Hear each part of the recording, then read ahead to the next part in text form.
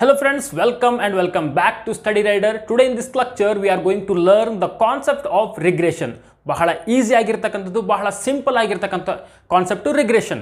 ಇದು ಆ್ಯಕ್ಚುಲಿ ಸ್ಟ್ಯಾಟಿಸ್ಟಿಕ್ಸ್ನಲ್ಲಿ ಬರ್ತಕ್ಕಂಥ ಒಂದು ಟೆಕ್ನಿಕ್ ಆಗಿರ್ತದೆ. ಬಟ್ ಇದನ್ನು ನಾವು ಎಕನಾಮೆಟ್ರಿಕ್ಸ್ನಲ್ಲಿ ಬಹಳ ಕಲಿತೀವಿ. ಯಾಕಂದರೆ ಎಕನಾಮೆಟ್ರಿಕ್ಸ್ನಲ್ಲಿ ಮ್ಯಾಥಮೆಟಿಕ್ಸ್, ಸ್ಟ್ಯಾಟಿಸ್ಟಿಕ್ಸ್ ಹಾಗೂ ಎಕನಾಮಿಕ್ಸ್ ಇವೆಲ್ಲವೂ ಕೂಡ ಮಿಕ್ಸ್ ಆಗಿರೋದ್ರಿಂದ ರಿಗ್ರೆಷನ್ ಅನ್ನುವಂಥ ಕಾನ್ಸೆಪ್ಟು ಎಕನಾಮೆಟ್ರಿಕ್ಸ್ನಲ್ಲಿ ಬಹಳ ಇಂಪಾರ್ಟೆಂಟ್ ಆಗಿರ್ತಕ್ಕಂಥ ಕಾನ್ಸೆಪ್ಟು. ಈ ರಿಗ್ರೆಷನ್ ಬಗ್ಗೆ ನೀವು ಕಂಪ್ಲೀಟಾಗಿ ತಿಳ್ಕೊಂಡ್ಬಿಟ್ರೆ ಎಕನಾಮೆಟ್ರಿಕ್ಸನ್ನು ಅರ್ಧಕ್ಕರ್ಧ ಕಲ್ತ ಹಾಗೆ ಆಗುತ್ತೆ.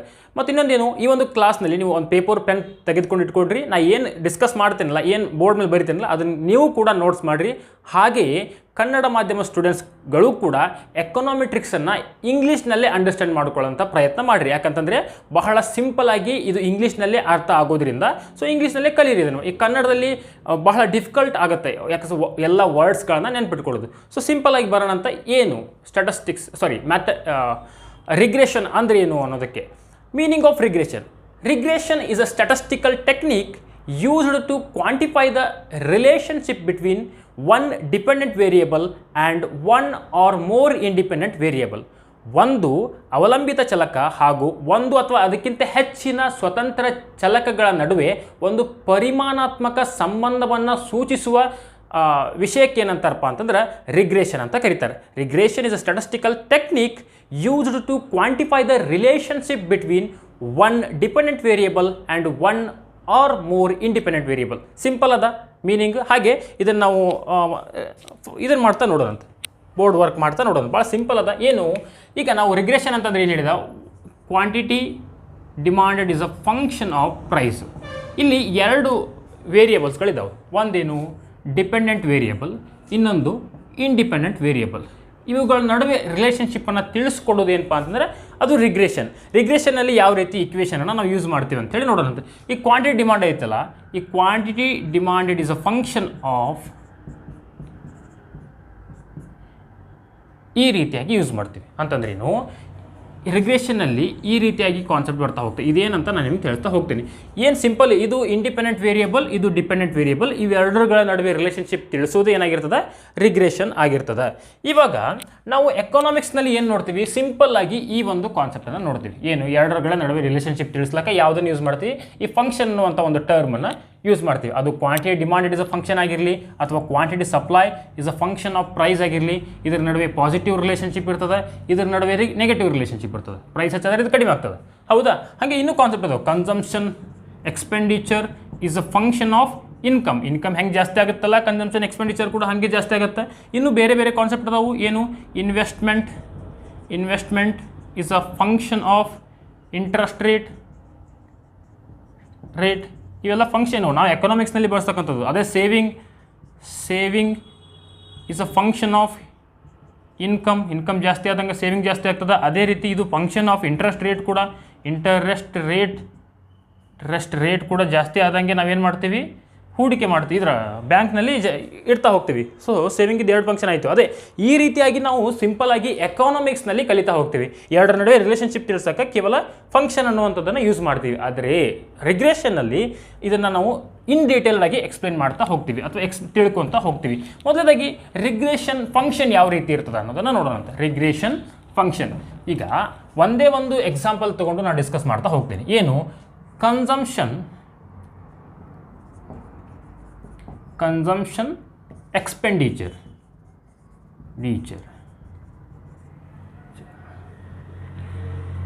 ಹೌದಾ, ಇಸ್ ಅ ಫಂಕ್ಷನ್ ಆಫ್ ಇನ್ಕಮನ್ನು ಯಾವ ರೀತಿ ಬರ್ತೀವಿ, ಇನ್ಕಮ್ ಇಷ್ಟಾಯ್ತಾ. ಇದನ್ನು ನಾವು ಯಾವ ರೀತಿ ಬರಿತೀವಿ ಎಕನಾಮಿಕ್ಸ್ನಲ್ಲಿ, consumption is a function of income ಅಂತ ಬರಿತೀವಿ. ಬಟ್ ರಿಗ್ರೆಷನಲ್ಲಿ ಯಾವ ರೀತಿ ಆಗ್ತದಪ್ಪ ಅಂತಂತಂದರೆ ಇದನ್ನು ನಾವು y ಅಂತ ರಿಪ್ರೆಸೆಂಟ್ ಮಾಡ್ತೀವಿ, ಈಕ್ವಲ್ ಟು ಇನ್ನೊಂದು ಅಲ್ಫಾ ಯೂಸ್ ಮಾಡ್ತೀವಿ, ಪ್ಲಸ್ ಬೀಟಾ ಎಕ್ಸನ್ನು ಯೂಸ್ ಮಾಡ್ತೀವಿ. ಏನಿದು ಅಲ್ಫಾ, ಏನಿದು ಬೀಟಾ, ಓಕೆ. ಈ ರೀತಿಯಾಗಿ ಆದರೂ ಬರೆದಿರಬಹುದು. ಅಥವಾ y ಇಸ್ ಈಕ್ವಲ್ ಟು ಇಲ್ಲಿ ಬೀಟಾ ನಾಟ್ ಅಂತ ತೊಗೊಂಡು ಇದನ್ನು ಬೀಟಾ 1x ಅಂತ ತೊಗೋಬೋದು. ಇದು ರಿಗ್ರೆಷನ್ ಫಂಕ್ಷನ್. ನಾವು ಯಾವ ರೀತಿ ಬಳಕೆ ಮಾಡ್ತೇವೆ ಅದೇ. ಅಥವಾ y is equal to beta 1 ಅಂತ ಇಲ್ಲೇ ತೊಗೋಬೋದು, ಬೀಟಾ 2x ಅಂತ ತೊಗೊಳ್ಬೋದು. ಹೌದಾ, ಎಲ್ಲವೂ ಕೂಡ ಒಂದಾಗಿರ್ತದೆ. ಈ ರೀತಿ ಬರೋದಕ್ಕೆ ರಿಗ್ರೆಷನ್ನ ಅಂಡರ್ಸ್ಟ್ಯಾಂಡ್ ಮಾಡಿಸ್ಬೋದು, ಈ ರೀತಿ ಬರೋದು ರಿಗ್ರೆಷನ್ ಅಂಡರ್ಸ್ಟ್ಯಾಂಡ್ ಮಾಡಿಸ್ಬೋದು, ಎಲ್ಲವೂ ಒಂದೇ. ಇಲ್ಲಿ ಅಲ್ಫಾ ಅಂತ ತೊಗೊಂಡ್ರೆ, ಇಲ್ಲಿ ಬೀಟಾ ನಾಟ್ ಅಂತ ತೊಗೊಂಡ್ರೆ, ಇಲ್ಲಿ ಬೀಟಾ ನಾಟ್ ಅಂತ ತೊಗೊಂಡ್ರೆ ಬೀಟಾ 1 ಅಂತ ತೊಗೊಂಡ್ರೆ, ಇವೆರಡು ಫಂಕ್ಷನ್ ಇವೆಲ್ಲ ಏನು ಅನ್ನೋದನ್ನು ಅಂಡರ್ಸ್ಟ್ಯಾಂಡ್ ಮಾಡಿಸೋದನ್ನು ಈ ಕ್ಲಾಸ್ ಆಗಿರ್ತದೆ. ಓಕೆ, ಈಗ ನಾವು ಸಿಂಪಲ್ ಆಗಿ ಇದನ್ನು ಕನ್ಸಿಡರ್ ಮಾಡ್ಕೊಂಡು ಹೋಗೋಣ. ಏನು y = beta not plus b1 x ಅಂತೇಳಿ. ಓಕೆ, ಇದನ್ನು ಯಾವ ರೀತಿ ಬರ್ಕೊಳ್ಳೋದು ಅಂತಂದರೆ y = beta not plus beta 1 x plus mu ಅನ್ನು ಅಂತ ತಿಳ್ಕೊಂಡು, ಮ್ಯೂ ಅಂತಂದ್ರೆ ಏನು ಅದೆಲ್ಲ ಅಂಡರ್ಸ್ಟ್ಯಾಂಡ್ ಮಾಡ್ತಾನೆ. ಫಸ್ಟ್ ಬರೋಣ, ಇದೇನಪ್ಪ ಡಿಪೆಂಡೆಂಟ್ ವೇರಿಯೇಬಲ್, ಇದೇನು ಇಂಡಿಪೆಂಡೆಂಟ್ ವೇರಿಯೇಬಲ್ ಮತ್ತು ಡಿಪೆಂಡೆಂಟ್ ವೇರಿಯೇಬಲ್ಗಳ ನಡುವೆ ರಿಲೇಷನ್ಶಿಪ್ನ ತಿಳಿಸ್ತಕ್ಕಂಥತಿ.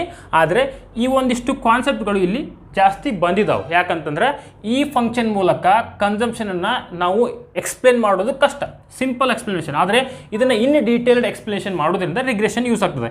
ಇಲ್ಲಿ ನೋಡ್ರಿ, ಇದು ಡಿಪೆಂಡೆಂಟ್ ವೇರಿಯೇಬಲ್ ಆಗಿರಲಿ, ಇದು ಇಂಟರ್ಸೆಪ್ಟ್ ಆಗಿರಲಿ, ಹಾಗೆ ಬೀಟಾ 1 ಏನಾಗಿರಲಿ ಸ್ಲೋಪ್ ಆಗಿರಲಿ, ಯಾಕಂದ್ರೆ ಅದು ಸ್ಲೋಪೇನೆ. ಇದೇನಾಗಿರಲಿ ಎರರ್ ಟರ್ಮ್ ಆಗಿರಲಿ, ಇವುಗಳಿಗೆ ಇರತಕ್ಕಂಥ ಹೆಸರು. ಅದು ಯಾಕೆ ಬಂತು, ಅದಕ್ಕೆ ಇಂಟರ್ಸೆಪ್ಟ ಯಾಕಂತಾರು, ಇದಕ್ಕೆ ಸ್ಲೋಪ ಯಾಕಂತಾರು, ಇದಕ್ಕೆ ಎರರ್ ಟರ್ಮ್ ಯಾಕಂತಾರು ಅಂತೇಳಿ ನಾನು ಡಯಾಗ್ರಾಮ್ ಹಾಕಿ ನಿಮಗೆ ತಿಳಿಸ್ಕೊಡ್ತೇನೆ. ಮೊದಲಾಗಿ ಇವುಗಳ ಹೆಸರುಗಳನ್ನು ಮಾತ್ರ ತಿಳ್ಕೊಡ್ರಿ ನೀವು, ಇದಕ್ಕೆ ಹೆಸರು ಏನು ಅಂತೇಳಿ. ಮೊದಲಾಗಿ ನೋಡಿರಿ, ಡಿಪೆಂಡೆಂಟ್ ವೇರಿಯೇಬಲ್. ಈ ಡಿಪೆಂಡೆಂಟ್ ವೇರಿಯೇಬಲ್ಗೆ ಇನ್ನೊಂದು 2-3 ಹೆಸರು ಅದಾವೆ. ಏನಪ್ಪ ಅಂದರೆ ಡಿಪೆಂಡೆಂಟ್ ವೇರಿಯೇಬಲ್ ಅಂತೂ ಕರೀತಾರೆ, ರಿಗ್ರೆಸಂಡ್ ಅಂತೂ ಕರೀತಾರೆ, ಡಿಪೆಂಡೆಂಟ್ ವೇರಿಯೇಬಲ್ ರಿಗ್ರೆಸಂಡ್ ಅಂತೂ ಕರೀತಾರೆ, ಹಾಗೆ ಎಕ್ಸ್ಪ್ಲೇನ್ಡ್ ವೇರಿಯೇಬಲ್ ಅಂತೂ ಕೂಡ ಕರೀತಾರೆ. ಯಾವುದಾದ್ರೂ ಹೆಸರನ್ನು ಕೇಳಲಿ ಅವರು, ಅಥವಾ ಯಾವುದಾದ್ರೂ ಹೆಸರು ನಿಮ್ಮ ಕ್ವಶನ್ ಪೇಪರ್ನಲ್ಲಿ ಬರಲಿ ಅಥವಾ ನಿಮ್ಮ ನೋಟ್ಸ್ನಲ್ಲಿ ಬರಲಿ, ಅದೇನಾಗಿರ್ತದೆ ಡಿಪೆಂಡೆಂಟ್ ವೇರಿಯೇಬಲ್ ಆಗಿರ್ತದೆ. ರಿಗ್ರೆಸಂಡ್ ಅಂದರೂ ಡಿಪೆಂಡೆಂಟ್ ವೇರಿಯೇಬಲ್, ಎಕ್ಸ್ಪ್ಲೇನ್ಡ್ ವೇರಿಯೇಬಲ್ ಅಂದರೂ ಡಿಪೆಂಡೆಂಟ್ ವೇರಿಯೇಬಲ್, ನೆನಪಿರಲಿ. ಹಾಗೆ ಇಲ್ಲಿ ಇಂಡಿಪೆಂಡೆಂಟ್ ವೇರಿಯೇಬಲ್ ಅದ. ಇಂಡಿಪೆಂಡೆಂಟ್ ವೇರಿಯೇಬಲ್ಗೆ ಏನಂತಾರಪ್ಪ ಅಂತಂದರೆ ಎಕ್ಸ್ಪ್ಲನೇಟರಿ ವೇರಿಯೇಬಲ್ ಅಂತಾರೆ. ಹೌದಾ, ಇಲ್ಲಿ ಅದ ಇಂಡಿಪೆಂಡೆಂಟ್ ವೇರಿಯೇಬಲ್, ಇದು ಎಕ್ಸ್ಪ್ಲನೇಟರಿ ವೇರಿಯೇಬಲ್ ಅಂತಾರೆ. ಇನ್ನೊಂದು ರಿಗ್ರೆಸರ್ ಅಂತಾರೆ, ರಿಗ್ರೆಸರ್ ಅಂತಾರೆ. ಇದನ್ನು ಇಂಡಿಜಿನಿಯಸ್ ವೇರಿಯೇಬಲ್ ಕೂಡ ಅಂತಾರೆ. ಇದನ್ನು ಎಕ್ಸೋಜಿನಿಯಸ್ ವೇರಿಯೇಬಲ್ ಕೂಡ ಅಂತಾರೆ, ಎಕ್ಸೋಜಿನಿಯಸ್ ವೇರಿಯೇಬಲ್ ಕೂಡ ಅಂತಾರೆ. ಅಂದರೆ ಒಂದಕ್ಕೆ ಇರ್ತಕ್ಕಂಥ ವಿವಿಧ ಹೆಸರುಗಳಿವು. ಯಾವುದಾದ್ರೂ ಬೇರೆ ಹೆಸರು ಬಂತಂದ್ರೆ ಕನ್ಫ್ಯೂಸ್ ಆಗೋಂಗಿಲ್ಲ. ನೋಡ್ರಿ, ಇದೇನಾಗೈತಿ ಕನ್ಸಂಪ್ಷನ್ ಎಕ್ಸ್ಪೆಂಡಿಚರ್ ಆಗೈತಿ. Consumption expenditure depends on income. ಹೌದಾ, ಇದೇನು ಎರರ್ ಟರ್ಮ್ ಯಾಕೆ ಬಂತು ಇವೆಲ್ಲ ನೋಡೋಣ ಅಂತ. ಹಾಗೆ ಎರರ್ ಟರ್ಮ್ಗೂ ಇನ್ನೂ ಡಿಫ್ರೆಂಟ್ ಹೆಸರು ಅದಾವೆ. ಏನು, ಒಂದು ಡಿಸ್ಟರ್ಬನ್ಸ್ ಟರ್ಮ್,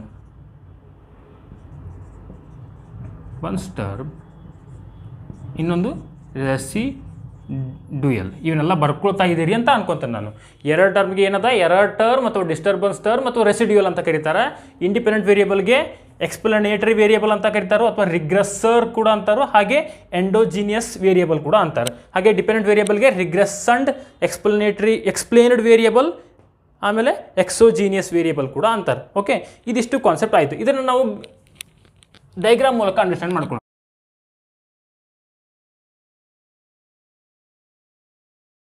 ಮೊದಲದಾಗಿ ನಾವೇನು ರಿಗ್ರೆಷನ್ ಫಂಕ್ಷನ್ ಹಾಕಿದ್ವಿ ಅದನ್ನು ಬರೆದು ಬಿಡ್ತೇನೆ. y = beta not plus beta 1 x plus mu ಅಂತ ಬರ್ಕೊಂಡಿದ್ವಿ. ಇದೇನಾಗಿತ್ತು, ಡಿಪೆಂಡೆಂಟ್ ವೇರಿಯೇಬಲ್ ಆಗಿತ್ತು, ಇದು ಇಂಟರ್ಸೆಪ್ಟ್ ಆಗಿತ್ತು, ಇದು ಸ್ಲೋಪ್ ಆಗಿತ್ತು, ಇದು ಇಂಡಿಪೆಂಡೆಂಟ್ ವೇರಿಯೇಬಲ್ ಆಗಿತ್ತು, ಇದು ಎರರ್ ಟರ್ಮ್ ಅಥವಾ ಡಿಸ್ಟರ್ಬನ್ಸ್ ಟರ್ಮ್ ಆಗಿತ್ತು, ಅಥವಾ ರೆಸಿಡ್ಯೂಯಲ್ ಆಗಿತ್ತು. ಹೌದಾ, ಇವಕ್ಕೂ ಡಿಫ್ರೆಂಟ್ ಹೆಸರಿದ್ವು. ಇದು ಮ್ಯೂ ಇದು. ಓಕೆ, ಈಗ ನಾವು ಕನ್ಸಂಪ್ಷನ್ ಎಕ್ಸ್ಪೆಂಡಿಚರ್ ಮತ್ತು ಇನ್ಕಮದ್ದು ಡಯಾಗ್ರಾಮ್ ಹಾಕಿದರೆ ಯಾವ ರೀತಿ ಹಾಕ್ತೀವಿ, ಇದು OX ಆಕ್ಸಸ್ ಆಗಿರಲಿ, ಇದು OY ಆಕ್ಸಸ್ ಆಗಿರಲಿ. ಇಲ್ಲಿ ನಾವೇನು ತೊಗೊಳ್ಳೋಣ, ಇನ್ಕಮ್ ತೊಗೊಳ್ಳೋಣ. ಇದೇನಾಯ್ತಲ್ಲ, ಇದು ಫಂಕ್ಷನ್, ರಿಗ್ರೆಷನ್ ಫಂಕ್ಷನ್, ಇದನ್ನು ನಾವು ಗ್ರಾಫಿಕಲ್ ರಿಪ್ರೆಸೆಂಟ್ ಮಾಡ್ತಾ ಇದ್ದೀನಿ. ಓಕೆ, ಇದನ್ನು ಕನ್ಸಂಪ್ಷನ್ ಎಕ್ಸ್ಪೆಂಡಿಚರ್. ಓಕೆ, ಇವಾಗ ನಮ್ಮ ಇನ್ಕಮ್ ಹೆಂಗೆ ಇನ್ಕ್ರೀಸ್ ಆಗ್ತದಲ್ಲ ಹಾಗೆ ನಮ್ಮ ಕನ್ಸಂಪ್ಷನ್ಸ್ ಕೂಡ ಇನ್ಕ್ರೀಸ್ ಆಗ್ತದೆ. ಇನ್ಕಮ್ ಹೆಂಗೆ ಇನ್ಕ್ರೀಸ್ ಆಗ್ತದೆ ಹಂಗೆ ಕನ್ಸಂಪ್ಷನ್ ಆಗ್ತದೆ. ಸೊ ಇದಕ್ಕೆ ನಾವು ಏನು ಮಾಡ್ತೀವಿ, ಈ ರೀತಿ ರಿಪ್ರೆಸೆಂಟ್ ಮಾಡ್ತೀವಿ. ಏನಿದು, regression line y = beta not plus b1 x ಅಂತ ಯೂಸ್ ಮಾಡ್ತೀವಿ. ಓಕೆ, ಇದು ರಿಗ್ರೆಷನ್ ಲೈನು. ಇಲ್ಲಿ ನೋಡ್ರಿ, ನಮ್ಮ ಇನ್ಕಮ್ ಹೆಂಗೆ ಹೆಚ್ಚಾಗೈತಲ್ಲ ಹಂಗೆ ನಮ್ದು ಕನ್ಸಂಪ್ಷನ್ ಎಕ್ಸ್ಪೆಂಡಿಚರ್ ಕೂಡ ಇನ್ಕ್ರೀಸ್ ಆಗಿದೆ, ಪಾಸಿಟಿವ್ ರಿಲೇಷನ್ಶಿಪ್ ಅದ. ಆದರೆ ನಮ್ಮ ಇನ್ಕಮ್ ಜೀರೋ ಇದ್ದಾಗೂ ಕೂಡ ಕನ್ಸಂಪ್ಷನ್ ಎಕ್ಸ್ಪೆಂಡಿಚರ್ ಇಷ್ಟದ, ಈ ಒಂದು ಪ್ರಮಾಣದಾಗ ಅದ. ನಾವು ಇನ್ಕಮ್ ನಮ್ಮ ಕಡೆ 1 ರೂಪಾಯಿನೂ ಇಲ್ಲ ಅಂತಂದ್ರೆ ನಾವು ತಿನ್ನೋದು ಉಣ್ಣೋದು ಬಿಡ್ತೇವ? ಇಲ್ಲ. ಸಾಲ ಇಸ್ಕೊಂಡಾದರೂ ಏನು ಮಾಡ್ತೀವಿ? ಕನ್ಸಂಪ್ಷನ್ ಮಾಡ್ತೀವಿ. ಅಥವಾ ಹಿಂದೆ ಮಾಡಿದ ಸೇವಿಂಗ್ಸ್ ಇತ್ತಂದ್ರೂ ಕೂಡ ಕನ್ಸಂಪ್ಷನ್ ಮಾಡ್ತೀವಿ. ಸೊ ಇದೇನಪ್ಪ ಅಂತಂದರೆ ಇಂಟರ್ಸೆಪ್ಟ್, ಇದು ಇಂಟರ್ಸೆಪ್ಟ್ ಅಥವಾ ಬೀಟಾ ನಾಟ್ ಅಂತೂ ಕರಿತೀವಿ, ಅಲ್ಫಾ ಅಂತೂ ಕರಿತೀವಿ, ಸೈನ್ ಅವು. ಓಕೆ, ಇಂಟರ್ಸೆಪ್ಟ್ ಅಂದ್ರೆ ಏನು? ಒಂದೇ ಕಾನ್ಸೆಪ್ಟ್. ಇಂಟರ್ಸೆಪ್ಟ್ ಅಂದರೆ ಏನಂತಂದ್ರೆ ನಮ್ಮ ಇನ್ಕಮ್ ಝೀರೋ ಇದ್ದಾಗೂ ಕೂಡ ನಮ್ಮ ಕನ್ಸಂಪ್ಷನ್ ಎಷ್ಟು ಇರ್ತದ ಅಂತ ಅರ್ಥದು. ಎಷ್ಟು ಇರ್ತದ ಅಂತೇಳಿ ಎಷ್ಟದ ಇಲ್ಲಿ? ಈ ಒಂದು ಪ್ರಮಾಣದಲ್ಲಿ ಅದ. ಎಷ್ಟು? ಈ ಒಂದು ಪ್ರಮಾಣದ ಇನ್ಕಮ್ ಜೀರೋ ಇದ್ದಾಗೂ ಕೂಡ ನಮ್ಮ ಕನ್ಸಂಪ್ಷನ್ ಎಕ್ಸ್ಪೆಂಡಿಚರ್ ಎಷ್ಟದ ಅಂತ ತಿಳಿಸ್ಕೊಡೋದು ಏನು? ಇಂಟರ್ಸೆಪ್ಟ್ ಆಗಿತ್ತು. ಓಕೆ, ಆನಂತರ ಏನದ? ಇಲ್ಲಿ ಸ್ಲೋಪ್ ಅದ. ಸ್ಲೋಪ್ ಅಂತಂದ್ರೆ ಏನು? ಒಂದು ಯೂನಿಟ್ ಇನ್ಕಮ್ ಚೇಂಜ್ ಆದರೆ ಎಷ್ಟು ಯೂನಿಟ್ ಕನ್ಸಂಪ್ಷನ್ ಎಕ್ಸ್ಪೆಂಡಿಚರ್ ಚೇಂಜ್ ಆಗುತ್ತೆ ಅಂತ ಅರ್ಥದು. ಅಂದರೆ change in consumption due to change in income. ಅಂದರೆ ಇದು ಇನ್ಕಮ್ ಅಂತ ತಿಳ್ಕೊಳ್ಳೋಣ ನಾವು. ಈ ಪ್ರಮಾಣದಿಂದ ಈ ಪ್ರಮಾಣಕ್ಕೆ ಇನ್ಕಮ್ ಚೇಂಜ್ ಆಗಿದೆ. ಸೊ ನಮ್ಮ ಕನ್ಸಂಪ್ಷನ್ ಎಷ್ಟು ಚೇಂಜ್ ಆಗುತ್ತೆ ಅಂತ ನೋಡೋಣ.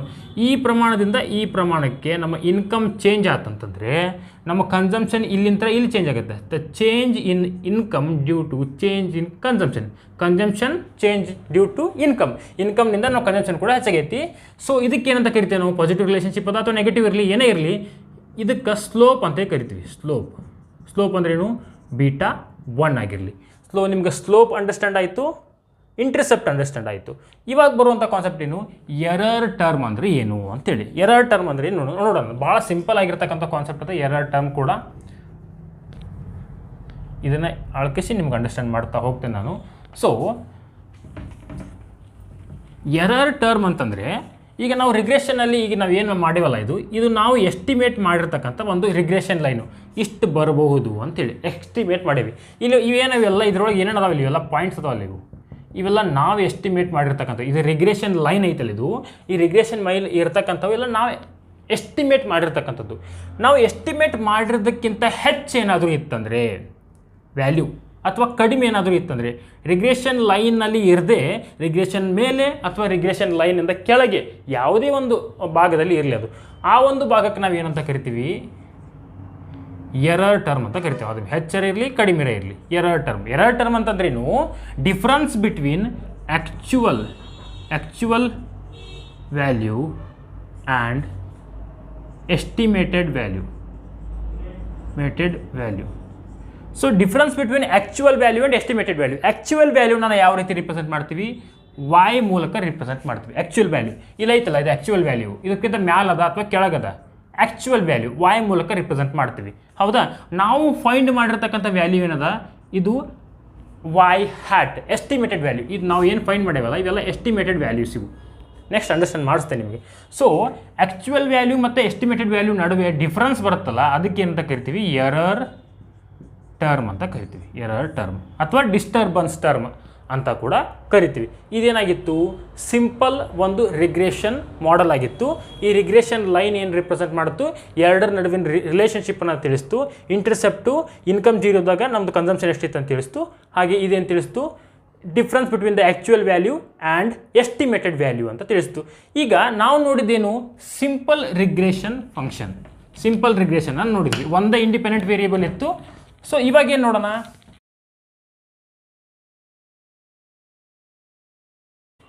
ಟೈಪ್ಸ್ ಆಫ್ ರಿಗ್ರೆಷನ್ ಅಂತ ಬರ್ತದೆ. ಒಂದು ಟೈಪ್ಸ್ ಆಫ್ ರಿಗ್ರೆಷನ್ ಒಳಗೆ ಬರ್ತಕ್ಕಂಥದ್ದು ಒಂದು ಸಿಂಪಲ್ ರಿಗ್ರೆಷನ್ ಅಂತೇಳಿ, ಒಂದು. ಎರಡನೇದು ಮಲ್ಟಿಪಲ್ ರಿಗ್ರೆಷನ್ ಅಥವಾ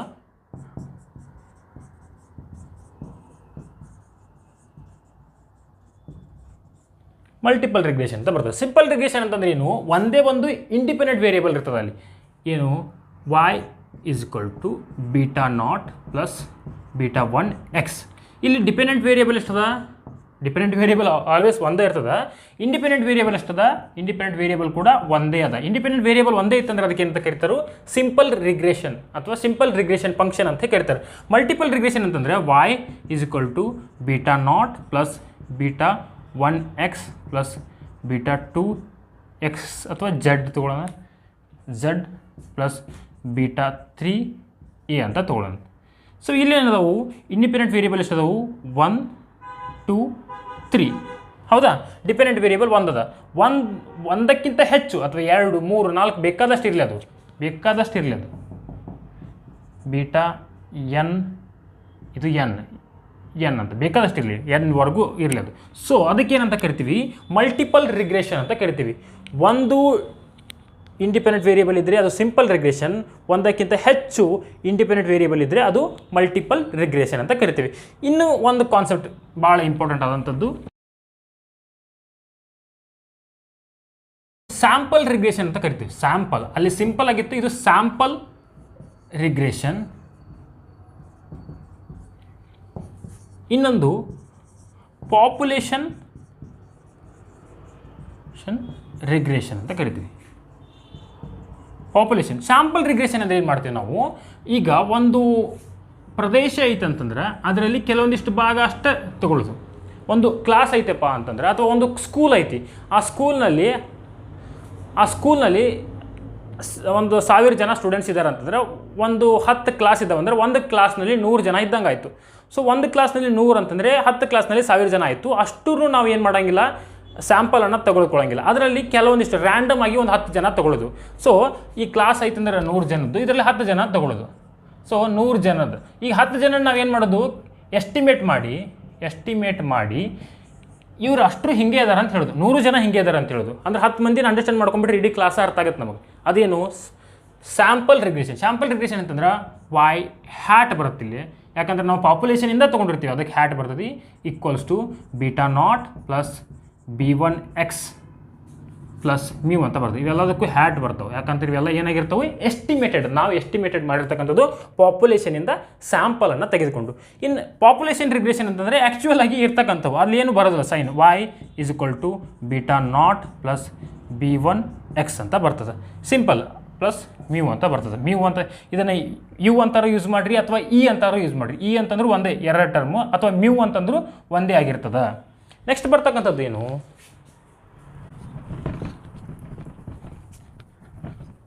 ನೋಡಿರಿ, ರಿಗ್ರೆಷನಲ್ಲಿ ಕೇವಲ ನಾವು ಪ್ಲಸ್ ಅನ್ನಷ್ಟೇ ಯೂಸ್ ಮಾಡತ್ತೀವಿ, ಪ್ಲಸ್ ಅಷ್ಟೇ. ನೀವು ಅಂಡರ್ಸ್ಟ್ಯಾಂಡ್ ಮಾಡ್ಕೊಂಡ್ರಿ ಅದನ್ನು, ಅಥವಾ ಡೌಟ್ ಬಂತ ನಿಮಗೆ? y is equal to beta not plus b1x ಅಂತ ಯೂಸ್ ಮಾಡಕತ್ತೀವಿ, ಹೌದಾ? ಪ್ಲಸ್ ಎರಡು ಟರ್ಮನ್ನು ಯೂಸ್ ಮಾಡತ್ತೀವಿ, ಅಥವಾ ಮ್ಯೂ ಅಂತ ಯೂಸ್ ಮಾಡಿರಿ ಅಥವಾ ಇ ಅಂತ ಯೂಸ್ ಮಾಡಿರಿ. ಇಲ್ಲಿ ನಾವು consumption is a function of income ಅಂತ ಐತಿ. ಇದು ಪಾಸಿಟಿವ್ ರಿಲೇಷನ್ಶಿಪ್ ಅದ.